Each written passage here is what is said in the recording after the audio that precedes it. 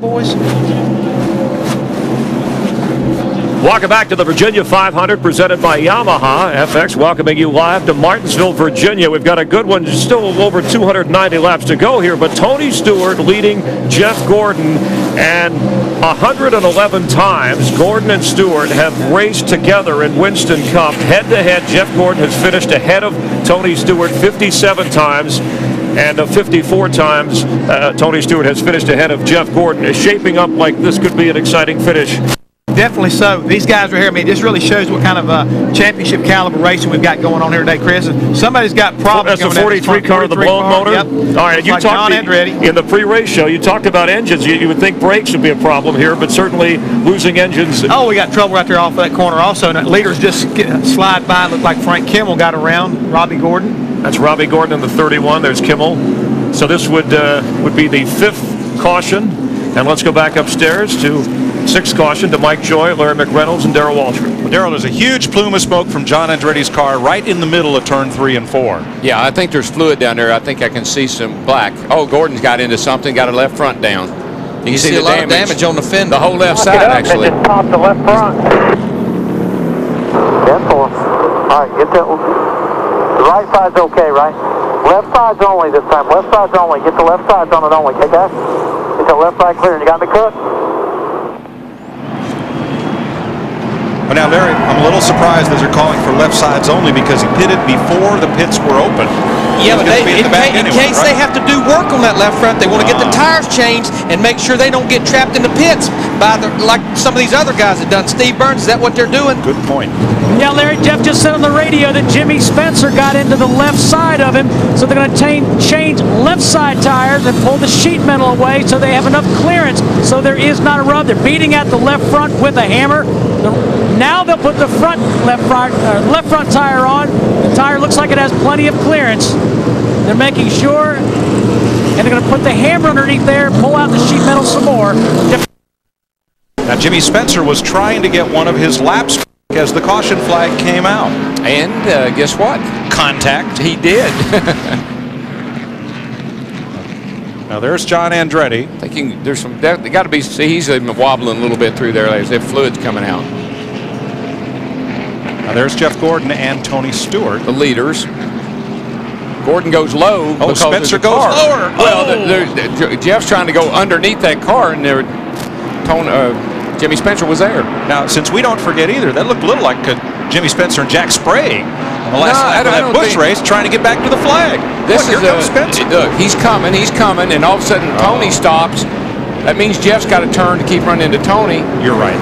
And Jimmy ran into him. I call that casual contact. You're right. Frank Kimmel was rolling backwards on the racetrack, and at the last minute, Stewart decided to go outside instead of inside. Exactly. And again, I want to talk about what Robbie Loomis did there. Very smart move. He knew he was close to the front. He had that whole pace lap or that whole caution lap to change the left side tires and work on the left front. Then there at the rear of the field, he zips back in, gets his right side, damage repaired, 4 fresh tires. I'm glad you explained that, because that was a heads-up move. Yeah, it was.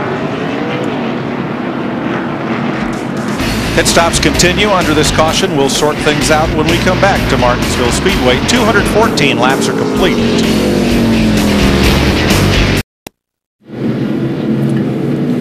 Welcome back live to Martinsville, the Hollywood Hotel. We are at trackside.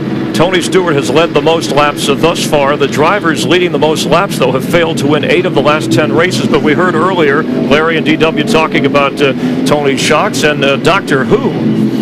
Yeah, Ronnie Crooks is the guy, I think right now, who has the magic for the shocks around here. This racetrack, very bumpy, need a lot of grip. That's him right there. We're seeing right there, the gentleman. They say he has magic in those hands of his as far as figuring out what it takes to make a car get around a racetrack, and today he's showing the way. Now, Tony Stewart has won from the pole here before. He once suggested filling the infield with water at this track and turning it into a bass pond. So he's felt both extremes. As we get ready to go green, you have to like his position with Dale Earnhardt Jr. running second and Jeff Gordon now beat up in this. Exactly. I think you see right there, last year's winner, Dale Jarrett, on the inside of Tony Stewart as we get ready to come back here and take the green. Green, green, green. Now Jeff Gordon will restart back at 24th position because he pitted before pit road had been open. Had to go with the tail end of the longest line. Which is way back.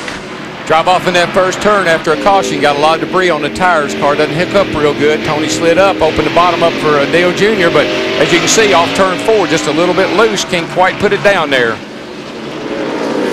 Now Dale Jarrett is looking to get a lap back. He is 1 lap down, 3rd car in line. In the 4th car in line, Bill Elliott, 99 cars down in the grass. But he's back out, and I think he's okay. No caution. No caution. No caution.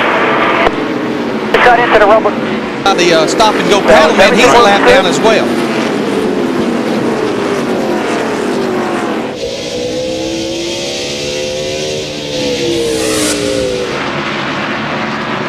Dale Jarrett in 88, Darrell, he's got a good race car. It's just, you know, unfortunate for that group that happened to him. What he wants to do is get up there and get by these guys and try to catch that caution. Well, yeah, he's in the right place now. Just stay right there.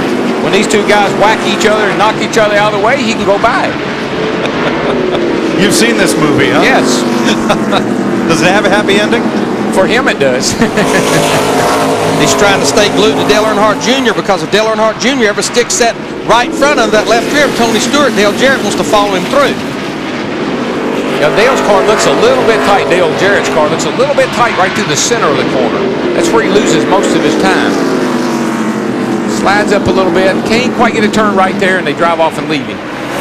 I look at Dale Earnhardt Jr. in the 8 car. I talked to Tony Erie Jr. the other day. I said, what car is this? He said, this is our Martinsville car. We've run it 4 times. We put bodies on it 3 times. It's our sacrifice we make to NASCAR racing twice a year. I remember one race here, he hit everything, including the wrecker. He did that. The ambulance sitting on the backstretch. Yeah, he hit everything. Well, then he should be buying those lottery tickets. It's the only thing he hasn't hit here. That's right. Qualified good here, and here he's running in 2nd position, and we're getting close to halfway, lap 230 coming our way. Well, Michael came up here and tested, and I talked to Michael, my brother, and he said that had a great test. Looked like it helped Dale Jr. It didn't do much for Michael.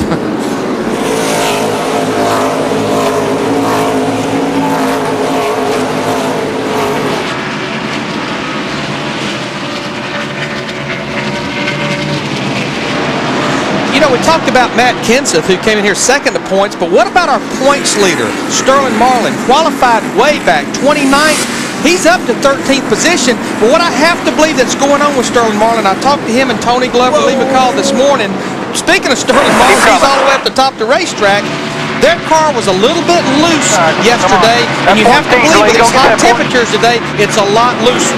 What happened to the 14 and the 40? They went down here in the corner, and the 40 whacked the 14 in the rear end, got him sideways. They went down the back. 40 leaned into the 14, and then they got down to turn 3. Stacy just took him up the hill. Watch this. Here they go. Whacked him right there. He said, hey, buddy, I didn't appreciate that. Now watch what Stacy does. You didn't like that? See how you like this. Sterling was a busy man in there.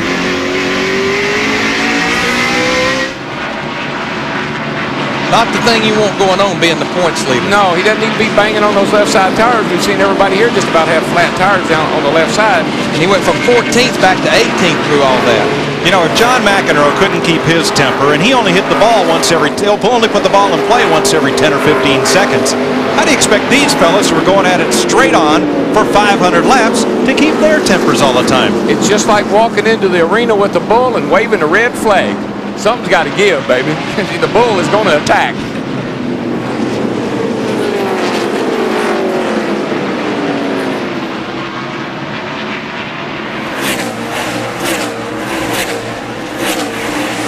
.235 laps complete at Martinsville Speedway in Virginia. Tony Stewart leading Dale Earnhardt Jr. and Terry Labonte has climbed to 3rd.